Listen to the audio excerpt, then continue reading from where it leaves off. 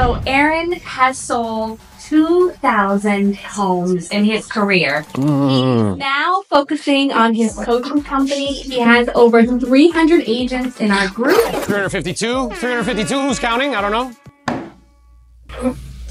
And he has over 20 one-to-one coaching clients. In Aaron's career, there were really no moments of it's the holidays or gonna take a long break. So there was no real fourth quarter lull. That's why he was so consistent on selling 100 homes a year, every year, sometimes more, as a solo agent. So he's gonna give us the strategies today, and I'm gonna hand over the mic. Thank you. Hey-o! I grew up in a family where my dad was a furniture repairman. He still is. My mom was a customer service representative. Between the two of them, I don't think they ever made more than $80,000 a year. Now, there's different things in life other than money. We do need money, though. We live on an economic planet. Right around the age of like 14 or 15, I started to notice a pattern. And the pattern that I noticed was a complete lack of planning. No plan around finances or how to improve them, other than praying. No plan around physical health and how to make sure that I keep this vessel in good order. No plan around spiritual life. And I noticed that that pattern led to a specific outcome, a lack of financial stability. If the transmission went out, like, you know, as would happen on a car, my dad would have to get a second job delivering pizzas for 9 months to pay for it. Anybody know what that's like? Okay. 65% of us grew up in families that live paycheck to paycheck. Now, I was born with a tremendous amount of ambition. Thank you, God. Thank you, Lord. And I wanted more, right? And Tony Robbins tells us that if we want to produce good outcomes, we need to notice patterns. You know what the second thing we need to do once we notice them is? Break them. Use them. I didn't really know how to do something different because could I have gone to my family of origin to get the answer? Why? They don't know. Anyone besides me ever had that experience before? Just didn't know. And I want you to keep in mind, if you're watching, I love you, mom and dad. Okay? They're nice people, doing the best that they could under the circumstances that they had. Okay? But I just noticed there's two things that you can learn from people. Number one is how to do something. What's number two? No. How not to do something. You know, it's a shame that people who royally screw things up, don't give seminars. If somebody gave a seminar, Esteban, that said, here's exactly how I screwed up my marriage, I'd be in the front row taking notes. Because I don't want to do that. But I couldn't go to the family, and there was nobody around me. Because what do you think their friends were doing? The exact same thing. All they did about it was BMW. Do you know what that stands for? Bitch, moan, and whine. I saw what happens in those environments and everything that comes with it, right? And I'm like, I don't want to live that way. So what I did is I started to voraciously read books, 3 to 4 books a month. Then I started to get access to really good guides. We call guides in the modern era coaches, okay? Mentors. These guides, I spent hundreds of thousands of dollars of my personal funds to learn from these individuals, to learn how to plan. And now I no longer worry about what's happening in the market, interest rates, or who's going to be elected president. Because I know that if I plan, and I make myself more valuable, and I work diligently and consistently, what's going to happen? Good outcomes. Good outcomes, that's right. That is a pattern, okay? So, and I believe that everybody in this room with the right strategy, the right plan, the right approach, you can accomplish anything I've done in less time. I spent the last 17 years of my career selling over 2,000 homes, 80% of that business being listings sold. Coaching company, 100 coaching clients, 20 one-on-ones, half of them make over $1 million a year. I owned part of an office. I sold it back to participate in this model and opportunity, and in 26 months, attracted 352 agents to the company. You can clap now. So what we're going to do for the next, however much time we have allotted, 30, 40 minutes, is I'm going to go over with you the mental map for momentum. If you're taking notes, you should write this shit down. The mental map for momentum. Because let me ask you a question. How important is momentum in this business? Very. Everything. How many of you guys have lost momentum and felt it just drift away like a lost lover in the night? And you're like, oh no, please don't go, momentum. How many people have felt momentum? Oh my God, how delicious is that? Everything I touch works. Just put them in front of me and I'll close them. Anybody ever had that feeling? Yes. So I'm going to give you the mental map for momentum, how to think about that. Because what I would propose or suggest is you can create your own personal momentum. People look endlessly to find external ways to generate momentum. How do they do that? How do they look for external ways for generate momentum? YouTube. Oh, maybe I'll watch this thing and it'll really get me going. What else? Seminars. Oh, maybe I'll go here and it'll really get me going. What else? Music. I'll listen to this thing and it'll really get me going. I'm going to give you an actual roadmap because here's the problem with external things that generate. While they can be useful, they eventually break down. External accountability eventually breaks down. How many people have ever had somebody try to hold them accountable and then they flake out? If you need somebody else to call you in the morning to wake up, you are not on mission or on purpose. And then the second thing we're going to go over is a specific plan for making sure that the fourth quarter is one of the best quarters that you ever have. That you have a tremendous amount of momentum going into 2025. Right? So when everybody else is making New Year's resolutions, you're riding by feeling fit and rich. How many people are up for this? Say aye. Aye. Good. So, I always like to begin. This is the good shit, not the bullshit. You guys, I'm sure, are used to going to meetings that are very boring and don't add value. This is not that. So what is society telling you to do in the fourth quarter? Yes. What is the root word of vacation? Vacate. Means to leave. I want my life to be so fantastic, I don't want to go anywhere. Because it's just fantastic. Okay? Society tells you to stop working. Also tells you to eat and drink whatever you want. Doesn't it? Huh? It also tells you to spend all your money. What does that lead to? Okay, good. So if I stop working, what does that do to my momentum? Goes right down in the toilet. If I eat and drink whatever I want, what does that do to my body? Feel it? So I'm sorry, louder? Feel like shit. Yep, she speaks French too, just like me. Okay? And then, if somebody tells me to spend all my money, what is that going to leave me with? Nothing. Now, what's super interesting to me is people follow this, stop working, eat and drink whatever you want, spend all your money. And then in January, do you know what they end up doing? New year, new me. Which is horseshit, still you. With your shitty habits. When I say collective, what does that word mean to you? Everybody. What does hallucination mean? Made up. Okay, you ready? This is a collective hallucination. Who benefits from this collective hallucination? The people selling you all the shit and taking all your money. Gyms. Healthcare. They're all raking it in while we're like, yeah, that's a good idea. Yeah, I'm going to do that. Yeah, it's fucking great. Okay? I've been coaching and trading agents for 10 years. I've been selling real estate for 18 years. Most agents work 9 months a year. 9 months. How's that possible? As soon as we hit Thanksgiving, they all check out. Let me ask you a question. How many people here in this room, 2 generations ago, 3 generations ago, your ancestors came from somewhere else? Anybody besides me?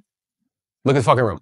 Look at that original individual, great grandpa, great grandma, when they came to this country, did they take 2 weeks off for Thanksgiving?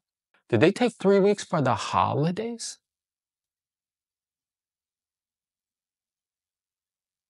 What are we thinking? I know that most people aren't independently wealthy. Why are we behaving that way? Okay? And what's interesting is they end up taking this time off. They mess around, shenanigans during the New Year's, right? They don't get back to the office. They don't even start thinking about work till January 5th. Then you know what they say? Hey, I think I should probably do a business plan. You know, I've been screwing around, messing around, eating and drinking whatever I want, spend all my money. I don't have any money left. I need to do some deals. I need to do a business plan. That takes about 2 or 3 weeks. We're already in February. And you haven't even started working on the plan. Here is a specific plan that you can use in the fourth quarter to have lots of momentum, guys. Lots of momentum. Okay? Number 1, take out a calendar and specifically decide how many days you're going to work between now and the end of the year. Do not leave this up to chance. By the way, so we can take pictures. Sorry. Why am I telling you not to leave this up to chance? Do you want to do it? No. How many opportunities are you going to have to fuck around? How many parties are you going to be invited to? How many opportunities will there be for have distractions? If you don't make this decision now, do you know what you end up doing? Yeah, why not? It's cool. And then before you know it, the whole fourth quarter's gone and you're broke and you're not hitting your goals and you have no momentum. Make sense? So you need to make that decision. Now, when you make this decision, people will push back. And also plan out what you're going to do between now and the end of the year. Instead of vacations and stuff, events that you are going to attend like this, or like the Do More Deals Summit that we have. I need to be focused. Where focus goes, energy flows. Anybody have any idea how many working days are left in the year right now? How many days are left in the year? I know, 96. How many of those do you plan on working? How many people regularly prospect on a Saturday? Okay, the rest are just rich. I got it. Well, if I add one Saturday to those 90 days, that's a full extra week of prospecting. So just block that out. Number 2, set goals around what you want to accomplish between now and the end of the year. How many units, how many more homes do you want to sell between now and the end of the year? The fourth quarter, I would get more excited than anything else because I know everybody's stopping. And this is the quarter where I dominate. I was watching he's the coach of the Detroit Lions. Whether or not you like football or not, this story will resonate. And he was saying, like, look, he's like, a lot of these teams out there, they're really good. And some of them are even better than us. We just need to hang with them for 3 quarters. And then in the fourth quarter, we're going to pull them out in the deep end and we're going to drown them. That's how I would think about the fourth quarter. People say it must be nice. It is. And guess what? I earned it. That's how you need to be thinking about this. All of your competition is stopping. They're all going on vacaciones. They're all thinking about how they're going to spend their money. They're all thinking about the parties that they're going to go on. And what am I doing? Planning, doing deals, going in with 15 listings, 17 pendings. Okay? So write it down. What's the goal? Chris, what's the goal for you? Units, volume, listings, pendings? Have you thought about it until now? Okay, that's a no. Continue. Go. So what is it? How many between now and the end of the year? I've reached my volume goal, but I haven't reached my unit goal. Good. What was your volume goal? 9 million. 9 million. Good for you. Clap it up. 9 million. It's good business.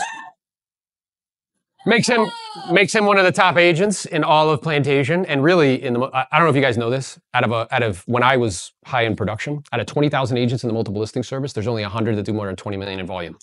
Even though everybody has those little sold things, like most of them are broke. So how do you want to finish it strong? How do you want to, because you hit that. So I'm curious, because you hit it, was your tendency to be like, I hit it? Because I know mine was. Like I had a financial goal in my life, and once I hit it, I started downshifting to average levels of action. Was that not your experience? Or were you like once you hit the 9 million, were you like, I got breathing room? Or were you like, let's go for a personal best? You counted in months. Okay. I have this much. So you did. Notice it's not enough. Okay. So in your mind, you did the 9 million, and then you look at it from a financial perspective, and you're like, okay, this is good. I have some breathing room. How many people besides Chris think that way? Yeah. Hey, you know what? I had 5 closings this month. I got some breathing room. I think I'm going to go to Costa Rica for a week. You know how many people I know that do that now? They take 6 vacations a year. I'm like, what the fuck are you doing? Like, well, carpe diem. I'm like, carpe broke. Because then you know what they do when they get back? Complain that they have no? Sorry, just checking. So, thinking you got some breathing room, right? Now what are you thinking as we have this conversation? Whatever you say is fine. No, I mean, so I've got 16 units. My unit goal is 30. Good. So I still have half to go. Okay, so then your goal between now and the end of the year is 14 sides. Good. How many days would that require you to work? Almost every day. 6 days a week, let's say, because I know you got 2 little ones. Now, does that require a conversation with your significant other being like, hey, I got this goal, here's what's happening, here's what the money is, and here's what I want to make happen. Number 3, decide a project that you're going to work on the business, not in the business, between now and the end of the year. How many people have shit that's like just been floating around for like all of 2024, you're like, yeah, I gotta get to that. I gotta do that podcast. I gotta get my CRM dialed in. I gotta like label all my past client centers of influence. She's smiling, she has some of those. You know what, I finally gotta figure out this media thing. I have a one-on-one call with a guy, he does 50 deals a year. Do you know what's holding him back? He has no systems. No CRMs, his number's in the MLS system, his number's on yard signs. Because of that, he can't, listen to me, I don't care how many cold plunges he does. I don't fucking care if he walks on fire with Tony Robbins. I don't care if he sits in a room and chants affirmations. He will never do more deals until he addresses that, ever. Excuses are tools for the incompetent, built upon mountains of nothingness, and those who use them seldom succeed. You have to like hate your excuses. They have to become disgusting to you. Like, what's the project that you're gonna work on? Getting dialed in with prospecting, to be honest with you. I think that's the number one thing that's holding me back. Good. And when you say dialed in, what does that mean? It means being consistent and keeping myself accountable. Okay, so accountability is an issue. So who do you have in your life that's holding you accountable? Right now, it's okay now that, wife to a certain degree. Right, but not really. So now that, like, the moment that you hesitated, let me know not. Yeah, no, it's yeah. myself. Okay, so if you were in a group of people that role played regularly at specific times, would that hold you accountable? Yes. If there was a virtual room that you could jump in where people were prospecting with you, would that hold you accountable? So what do you need to do to get access to that? Yeah, I did find that. You know what the great news is? We have it. Right. So decide the project. Then number 4, choose the skill that you're gonna dial in between now and the end of the year. One skill. I don't care what it is. Maybe it's figuring out media. You were kind enough to share, like when you watched a video that I did, you're like, oh my God, I'm doing it all wrong. You're not positioning yourself as a guide to help people solve their problems. Everybody in this room is looking for a guide to help them solve their problems. Financial problems, relationship problems, health problems, spirit problems. Yes or yes? Yeah. Okay, why is all your media then about you? Showing you on vacation. Who gives a shit? Who wants to tell me? Nobody. By the way, are you a travel agent? Then why are you posting about that? So maybe that's the skill I have to dial in, but choose a skill. So write down a skill right now. What is it going to be for you? Is it prospecting? I need to learn a skill of setting appointments. Okay, good. Negotiation, which really is conflict resolution. What's the skill for you? It's going to be the role playing. Role playing. In scripts. Good. What is the skill for you, young man? Media. Media. Yes, that's a good answer. He listens well. That's good. And specifically, what about media? Storytelling. Good. Story brand. Story brand. Consistency. May I? Yeah, of course. Volume. Because what we don't realize, imagine you're in a room with billions of people and you post twice a week. Who on planet Earth is going to see that? Having gone through this plan and gone through those mental maps, does everybody in this room believe that you're fully equipped to have the best quarter you've ever had in the fourth quarter? Yes or yes? Yes. Good. And are you going to implement it? Yes. Choose somebody in this room that's sitting here and create some accountability. Hey, these are the things I'm going to do. Check in with me. Make sure that I'm doing them. DM me online. I respond to the DMs. Okay? Use the sheet in front of you. Look, calendar. Sit down with your significant other. How many more days a week are we going to work? What are the events that we're going to attend in 2025? One of them would be the Do More Deals Summit that we're doing. If people give you static, because they will, when you start to execute on this plan, yes, when you start to execute on this plan, they will give you static. They'll say you're obsessed.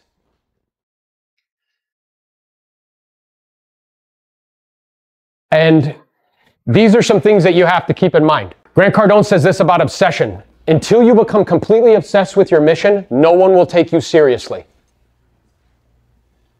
No one will. Because you're just lukewarm. I suggest you become obsessed about the things you want. Otherwise, you're going to spend your lifetime being obsessed with making excuses about why you didn't get the life you wanted. What? Yeah. Okay. Become obsessed. I think obsession is a gift. I don't think there's anything wrong with it. And anybody who tries to convince you otherwise is either mistaken or they're doing it purposefully. Okay. We have with us an absolute rock star. Somebody who's not only beautiful, she's intelligent, she's exceptionally capable, and she's an operations beast.